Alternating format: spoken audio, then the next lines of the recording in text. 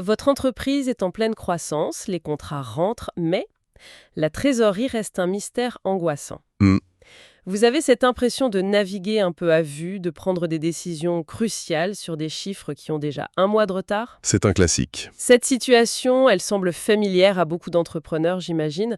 Aujourd'hui, on va se plonger dans une approche de transformation financière qui a été pensée justement pour ces entreprises, particulièrement sur le continent africain. Oui, Notre mission, essayer de comprendre comment on peut allier concrètement des standards internationaux avec des réalités de terrain pour créer de la valeur. Et pour cette analyse, on a une combinaison de documents qui est vraiment intéressante. D'abord, on a la vitrine publique, le site d'un cabinet de conseil, AKES, qui présente sa promesse, sa méthode. D'accord. Ensuite, et ça c'est plus rare, on a un document stratégique interne, les plans pour développer un outil tech, un SaaS, qui vise à automatiser le diagnostic financier. Ah, intéressant. et enfin, pour lier tout ça, on a le profil humain. Le CV d'une consultante financière qui semble être l'incarnation même de l'expertise qu'il faut pour mener ces transformations. C'est comme avoir à la fois la brochure, les plans de l'architecte et le profil de l'ingénieur en chef. C'est exactement ça, j'aime beaucoup l'analogie. On a donc les 3 dimensions, la promesse marketing, la stratégie de mise à l'échelle et la preuve par l'humain. L'objectif, c'est de décortiquer comment tout ça s'emboîte. Oui, comment on passe du problème à la solution. Voilà, de la douleur très concrète, la peur de ne pas pouvoir payer les salaires, à une solution structurée et peut-être même, à l'avenir, automatisée. C'est parti. Allons oui. Bon, commençons par le début, la douleur. Le site d'AKSS décrit très bien ces signaux d'alerte. On parle de trésorerie imprévisible, de décisions basées sur des chiffres vieux de 30 voire 45 jours. C'est une éternité pour une boîte qui bouge vite. C'est énorme. Ils décrivent une équipe en permanence en mode gestion de crise, qui passe son temps à éteindre des incendies. Et le pire, peut-être, c'est quand la connaissance critique repose sur une seule personne. Le fameux syndrome du « si notre comptable part, l'entreprise s'arrête ». Exactement. Leur accroche, elle résume tout. Vous arrêtez de piloter à l'aveugle. En fait, ce qui est frappant ici, c'est que ce n'est pas présenté comme un simple problème technique ou comptable. C'est, à juste titre, un frein stratégique. Ah oui, bah oui. Quand on n'a pas de chiffres fiables en temps réel, on ne peut pas anticiper. On ne peut pas dire oui à une opportunité, rassurer un investisseur. C'est le symptôme d'une entreprise dont les ambitions ont dépassé la structure. Les fondations ne sont plus assez solides, quoi. Et face à ce pilotage à l'aveugle, la promesse est très directe. Clarté financière, décision rapide, exécution sans complexité. C'est ce que tout dirigeant veut entendre. Tout à fait. Mais la phrase qui m'a vraiment interpellé, c'est leur proposition de valeur.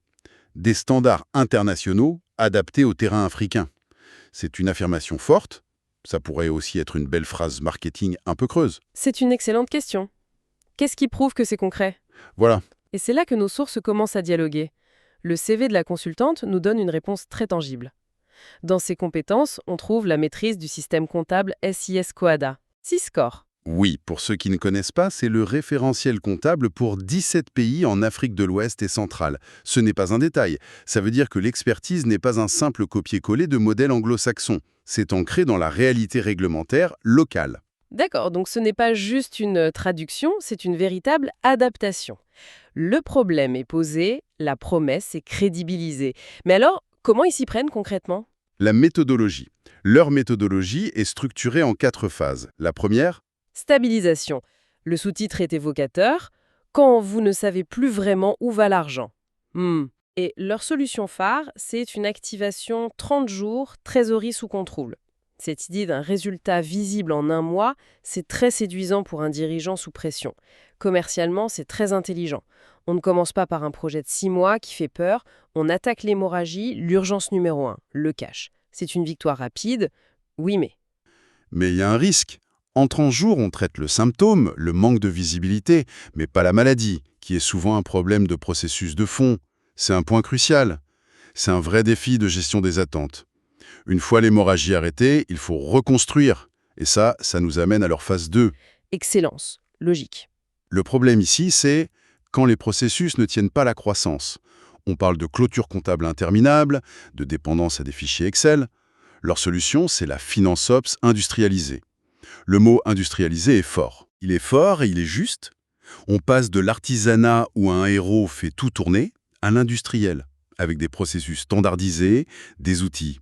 C'est le passage obligé pour scaler. Mais c'est difficile, culturellement. Très difficile. L'artisan héros peut se sentir dépossédé. Il peut y avoir une forte résistance au changement. L'industrialisation, c'est créer un actif pour la boîte, mais ça peut être perçu comme une menace pour l'individu. On est au cœur de la conduite du changement.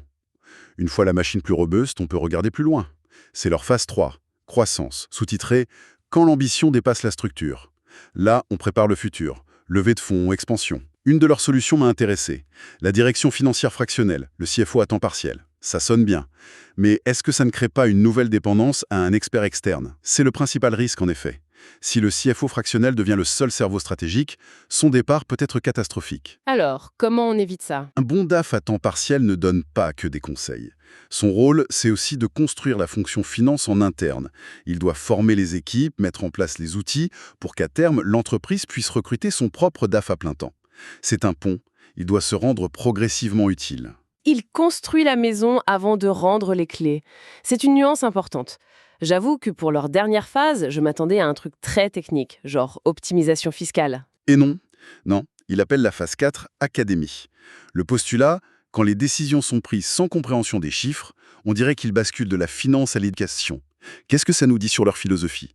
Ça nous dit qu'ils ont compris que la transformation la plus durable, elle est culturelle. On peut avoir les meilleurs tableaux de bord du monde, si les autres directeurs ne savent pas les lire, ça ne sert à rien. Ça tourne à vide. Voilà. L'objectif de cette phase, c'est de diffuser une culture financière dans toute la boîte. S'assurer que le directeur commercial comprenne l'impact d'une remise sur la marge. C'est la seule façon de pérenniser les acquis, sinon les mauvaises habitudes reviennent. D'accord. Ce plan en 4 phases est très cohérent. Il va de l'urgence à la culture. Mais une méthode, ça ne vaut que par les gens qui l'appliquent. Ce qui nous amène à ce fameux CV. La pièce manquante. Le profil est assez impressionnant. Plus de 14 ans d'expérience, bilingue, un parcours qui alterne entre des multinationales comme CMA-CGM, DHL, et des structures plus locales comme l'ONG Mayagro. Et c'est cette dualité qui est la clé. Les expériences dans les grands groupes, notamment au Royaume-Uni, apportent la maîtrise des standards les plus exigeants, RAMAG, les normes IFRS, le contrôle interne. C'est la rigueur de classe mondiale, ce que les investisseurs veulent voir. Exactement. Mais les postes basés au Sénégal ancrent cette expertise dans la réalité du terrain. C'est là qu'on pratique le susquoada, qu'on gère les banques locales. Cette personne est un pont vivant entre deux mondes. Elle parle le langage d'un fonds d'investissement de Londres et celui d'un chef comptable à Dakar. C'est l'incarnation parfaite de la promesse expertise internationale, réalité africaine. Absolument. Et c'est vrai, quand on regarde les compétences listées IA et automatisation en finance, optimisation des processus, on dirait le sommaire de leur méthodologie. Mais allons plus loin. Le CV donne des chiffres. Par exemple, a réduit de 30% les créances de plus de 180 jours. Ça, c'est la phase 1. Stabilisation, un impact direct sur le cash. C'est concret. Chaque réalisation est une preuve. Quand on lit « à diriger la restructuration de l'équipe financière pour réduire les délais de clôture mensuels », c'est la phase 2, l'excellence en action. On sort de l'artisanat, oui. Et il y a un autre point très parlant. Création d'outils de reporting pour les responsables non financiers. On est en plein dans la phase 4, l'académie. C'est la preuve que cette personne ne produit pas des chiffres pour les financiers. Elle les rend utiles pour toute l'organisation. Ce CV, c'est un portfolio de transformation réussi. D'accord. On a la méthode, on a le profil humain. Mais le conseil par nature, ça ne se met pas à l'échelle facilement. C'est sa limite. On ne peut accompagner qu'un nombre limité de boîtes. Alors, comment toucher plus de monde?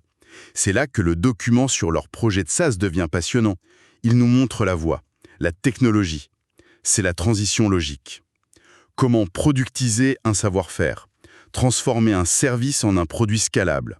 C'est un défi immense. Il faut simplifier sans dénaturer. Le projet s'appelle ACC Financial Diagnostic and Risk Engine. L'objectif est clair. Transformer une balance comptable, un document brut, en un diagnostic financier structuré. Mais ce qui m'a le plus frappé, ce sont les contraintes qu'il s'impose. Ah! Par exemple, une règle de conception est pas d'affichage de ratios financiers bruts par défaut. Pourquoi un outil financier cacherait les ratios? Ça semble contre-intuitif. Ça l'est si on pense que l'utilisateur est un analyste financier. Mais leur cible, ce sont les dirigeants. Un dirigeant pressé, il ne veut pas voir un ratio de liquidité de 1,2. Il veut savoir s'il y a un problème. Exactement. Il veut savoir si Est-ce que je risque d'avoir un problème de trésorerie, oui ou non? Une autre contrainte mentionnée, le SaaS doit rester un outil de diagnostic et d'alerte, pas d'exécution. La valeur n'est pas dans la production de données, mais dans leur interprétation pour produire des signaux clairs. L'outil filtre le bruit. Voilà, il mime le travail de synthèse qu'un bon DAF ferait pour son PDG. Il traduit la complexité comptable en informations stratégiques. C'est une distinction fondamentale. L'outil n'agit pas, il aide à mieux voir. Et même si le résultat est simple, l'analyse derrière semble poussée. Le document décrit 6 blocs d'analyse. Qualité de la performance, solidité financière, réalité cash. C'est le principe de la simplicité complexe. On utilise une analyse rigoureuse pour produire un résultat simple, on ne sacrifie pas la profondeur, on l'utilise pour créer de la clarté. Et on peut boucler la boucle avec leur méthodologie de conseil. Tout à fait. Ce SaaS, c'est en fait une automatisation de leur toute première étape, le diagnostic. Ça permet à n'importe quelle PME de faire un premier état des lieux rapide et abordable. C'est une porte d'entrée. Et le document va même plus loin. Il évoque les versions futures avec un concept fascinant. L'IA narrative. L'IA narrative, qu'est-ce que ça pourrait vouloir dire concrètement? Que l'outil écrirait lui-même un rapport du genre votre croissance est excellente, mais attention, elle est financée par de la dette à court terme. C'est exactement ça.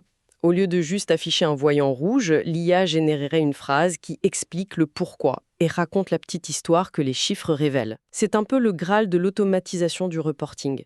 On passe du quoi au et alors. Le parcours est vraiment complet. On est parti des douleurs d'un entrepreneur qui navigue à vue, on a découvert une méthode structurée en 4 phases, on a mis un visage sur cette méthode, Un profil qui incarne la double culture. et enfin, on a exploré comment cette expertise est en train d'être encapsulée dans une technologie pour la rendre accessible au plus grand nombre. Le fil rouge, c'est vraiment la transformation de la complexité en clarté. Que ce soit par un consultant, des processus ou un diagnostic automatisé, l'objectif final est toujours le même, donner aux dirigeants les moyens de prendre de meilleures décisions plus vite. C'est l'essence de leur promesse en fait. Voir clair, décider juste, exécuter vite. On y revient. Une conclusion qui boucle parfaitement la boucle, et ça nous laisse avec une question de fond pour la suite. Si un outil peut automatiser le diagnostic, et demain peut-être raconter l'histoire financière de l'entreprise, Hmm. est-ce que ça signifie que le rôle du directeur financier est menacé? Ou au contraire, est-ce que ça le libère enfin des tâches répétitives pour qu'il se concentre sur sa vraie valeur ajoutée? La stratégie, la communication et l'art de transformer une histoire financière en une vision